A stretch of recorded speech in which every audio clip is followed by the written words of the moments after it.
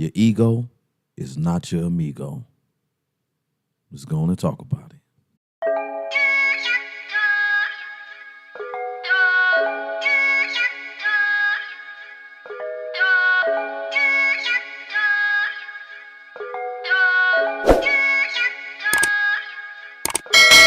I was just patient, never try skating. Fuck niggas hating. What's going on, man?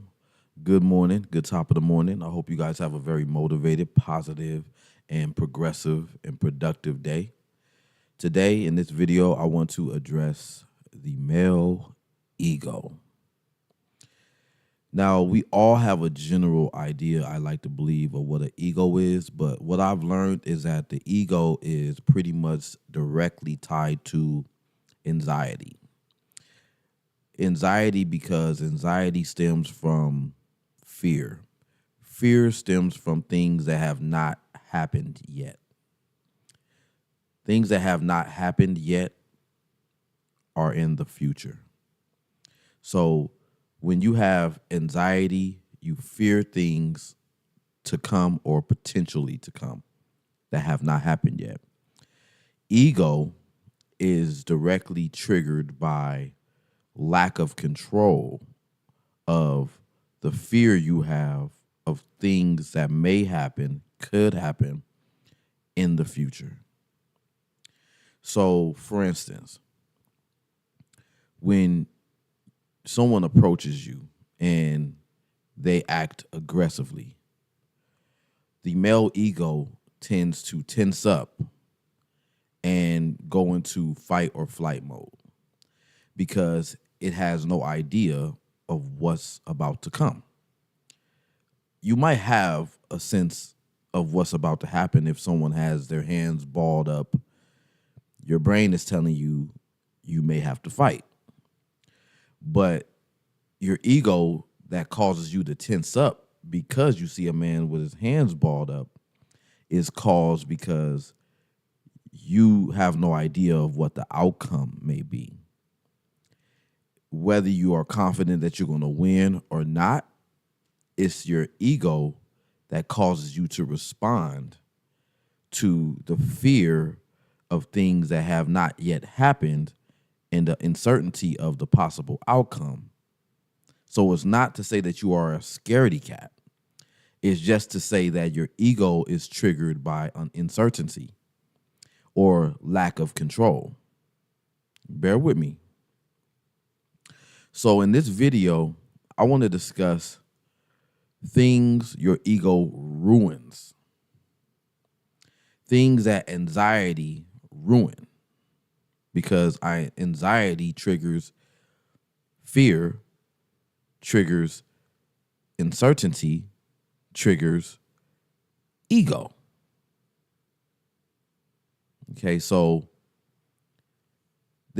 I have 5 things that the male ego ruins.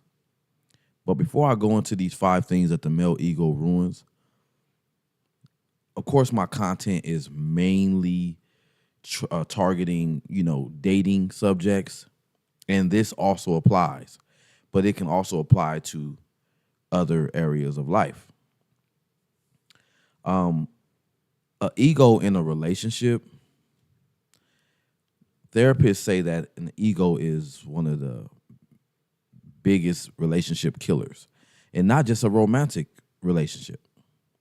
So I want to go over 5 things and that the ego ruins pertaining to relationships, including romantic relationships.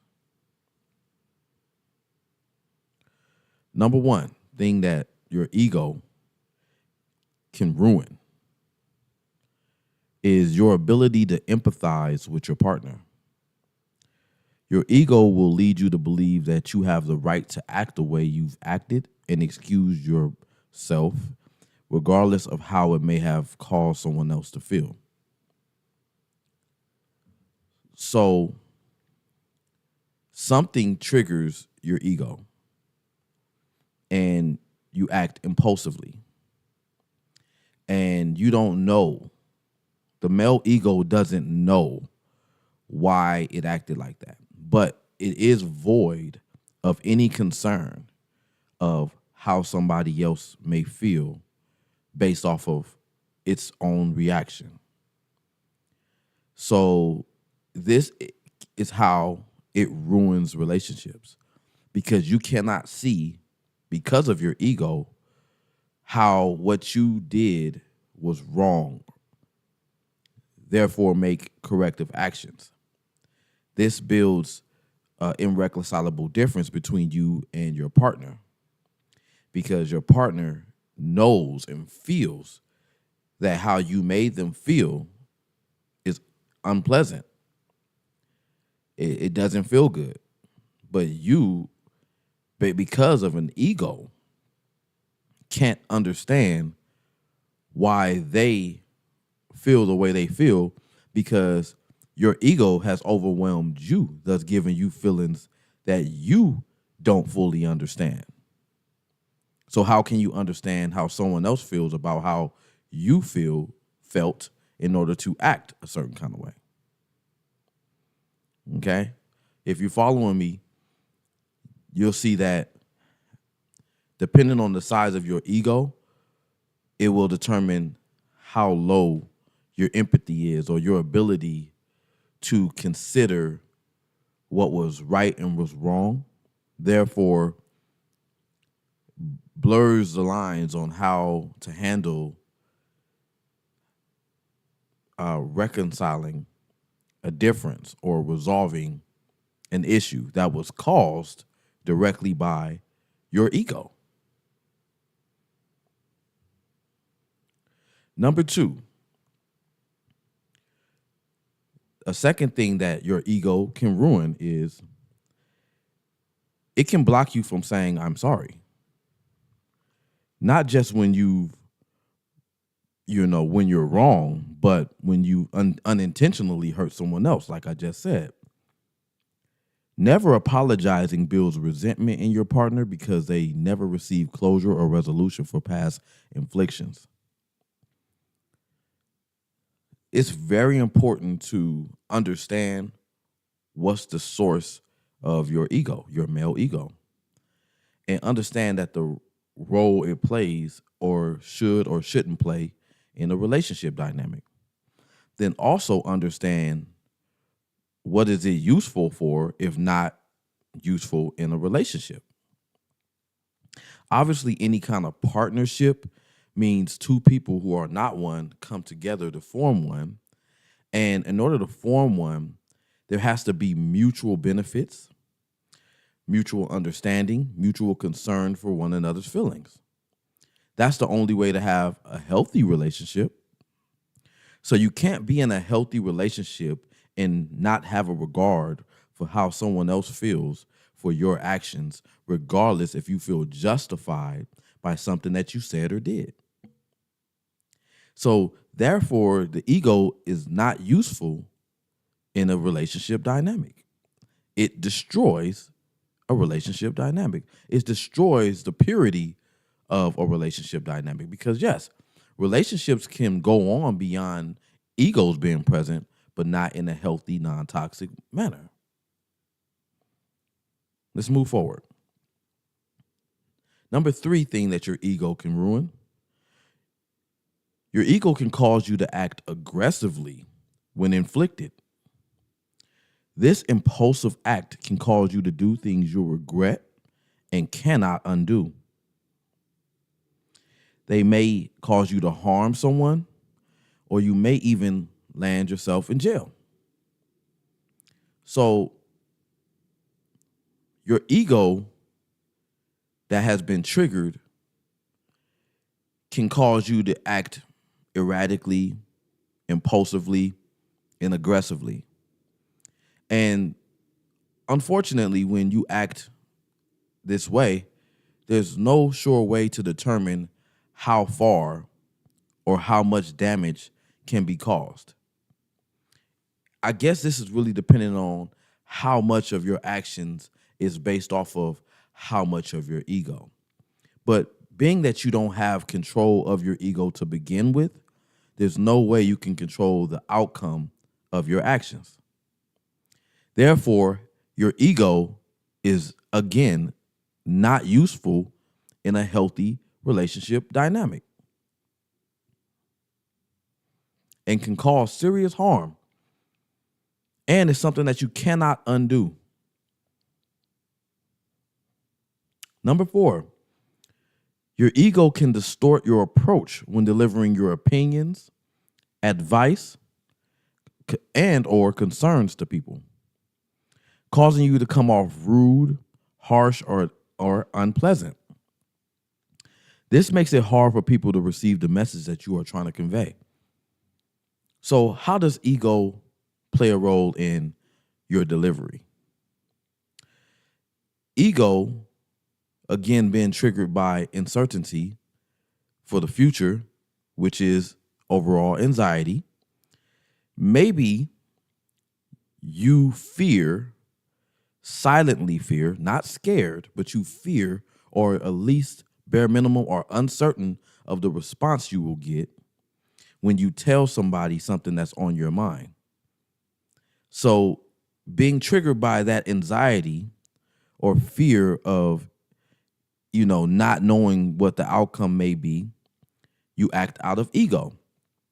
Now your delivery is more so of a protective mechanism for yourself, because although you want to convey something to someone verbally, your ego causes you to cover up the core message with this protective barrier that the ego has formed in order to protect oneself, regardless of what the potential outcome may be when you articulate yourself. So again, not having control over your ego can cause you to say things that you can't unsay. It can cause you to deliver it in a way to where it's not received. Let's go on forward.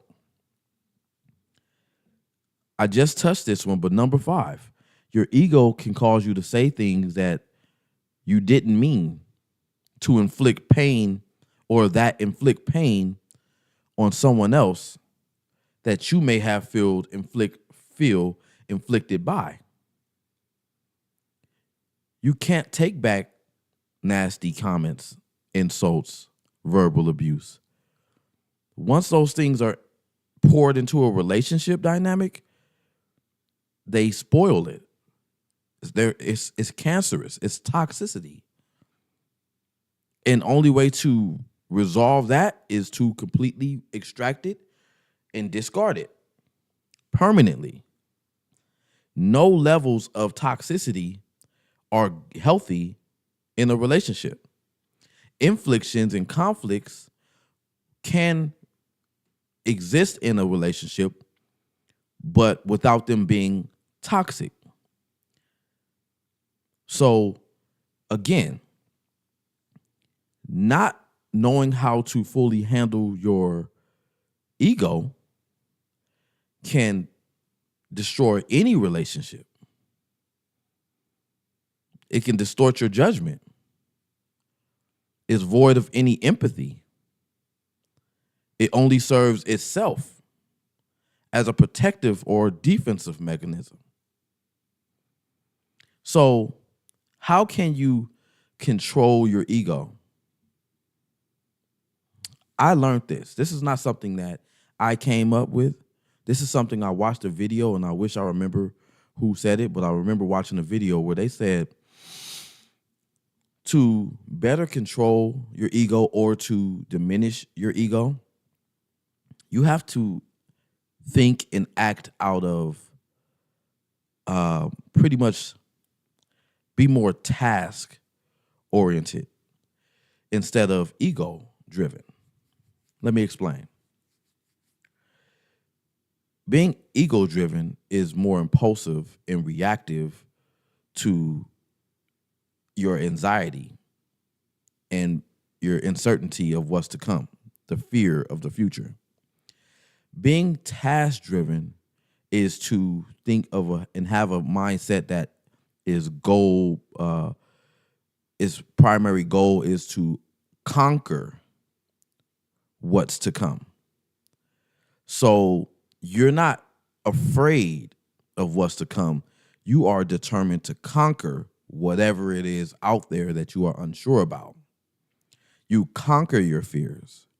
You conquer the unknown. You conquer your goals. You anticipate them in a more secure manner, or at least in a manner to where you are prepared to handle whatever comes your way in a secure, confident manner. So if I'm task orientated, I go throughout life with not an imaginary, but a list in my mind of things that I want to conquer. I want to handle. Yeah, that's a good word. I want to handle things. So what happens is conflict comes, and I'm task oriented. So I want to handle that conflict. I want to conquer that conflict. So my mind naturally seeks for better, healthy approaches and healthy ways to handle that conflict when it comes. I'm not acting out of ego because I'm not triggered by the uncertainty of the outcome. I'm focused on when it comes my way, how do I handle it? I already have a pre-plan on, at least if I don't know how to handle it when it happens, an approach or an outlook of how, when it does, if and when it does come, how will I handle that situation effectively? Because if you don't handle it effectively, it doesn't get handled. Things that you don't handle effectively, you have to constantly redo and reface. And if you are ego-driven, therefore believing that you can act aggressively, you're pretty much ill-prepared, you don't know what the outcome is, therefore you're impulsive when responding to it, you are more prone to doing something that you will regret versus having a task mindset where you are focused on, when situations come my way, let me figure out the most effective way to handle those situations. Your ego is diminished. Your relationships are more sustainable and healthy and non-toxic. And you have just conquered your ego. Congratulations. Whew. This is a tough thing to discuss because as a man myself, I deal with pride and ego. And it's very important, I know it is, for all of us to be able to conquer that ego and humble ourselves. A lot of times when I watch videos online about dating and I hear these men tearing women down, and even though bits and pieces of what they're saying can reign as true, their approach is arrogant, rude, unpleasant, judgmental. And that shows me that these people who are talking to these women like that are acting out of ego. Because if they were acting out of a more task-oriented mindset, they'd be more prone to giving advice and, helping someone figure out tough situations as they arise. One primary example, I never wanted to speak on this man. May he rest in peace, Kevin Samuels. I totally disagreed with his approach. But some of what he said, and I only say some because I did not agree with everything he said either, but only some of what he said made sense. But his ego being, in direct contact with his representative determined his approach towards women. And it was rude, it was demeaning, devaluing, belittling, condescending. And regardless of what he was saying was right or not, when it was or when it wasn't, who wants to be talked to like that? So anybody out there who felt like you relate to what he said and you agree with what he said, that's not the problem. The problem is taking pride in actively and verbally abusing, even if it was unintentional, our women. The hypocrisy of it is you don't want women to talk to you out of line. I would watch this man hang up his video calls when a woman wouldn't tell him how much she weighed, but would expect a woman to be silent while you tore her down emotionally in efforts to help her understand the errors in her ways. And there will be some delusional women on his show, and I will understand why he took that approach with some of these women who would be overweight, unattractive, way too many kids, nothing going on in her life, but she felt like she was worthy of a top tier, high value, $100,000 to $600,000 a year earning man who would be heavily sought after by unlimited amounts of women. And he was trying to get them to understand, why would that man choose you?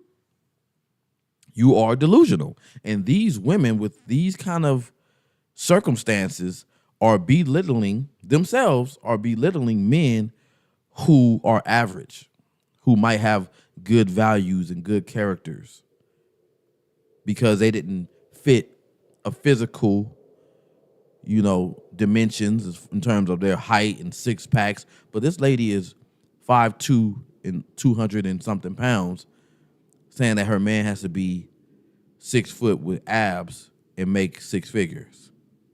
So I understand where he was coming from. It's delusional.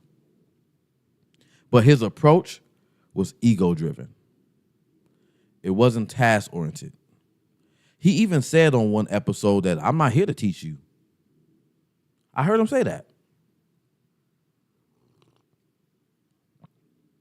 I was confused. This was a man, in my opinion, who was bitter and took pride in publicly tearing women down. Then when I looked into his life, he had been married several times and also to women who already had kids before him.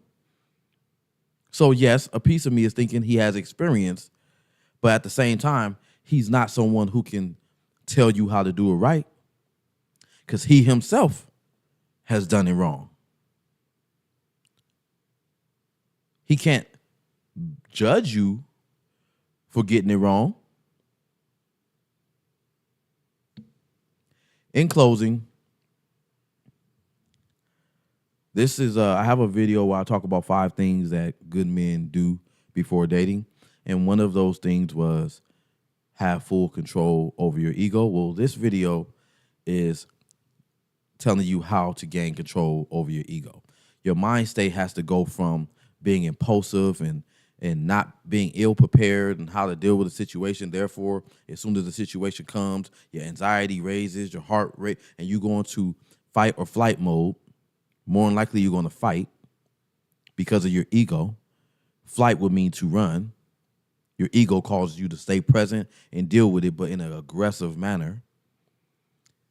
Or you can be more task-oriented and hyper-focused on effective solutions for problems that you have or may face in the future.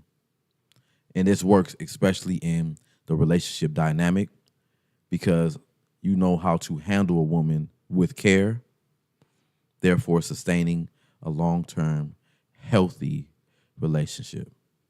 If you like this video, please give me a like, comment, subscribe.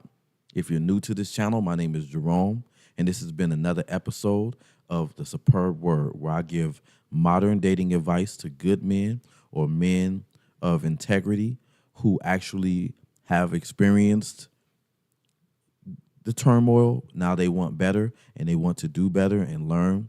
They watch my videos to get ideas and to feel validated so that they know that they are not alone on that journey. It was a pleasure talking to y'all. I thank y'all for your time, and I'll be back with y'all shortly. 2 fingers.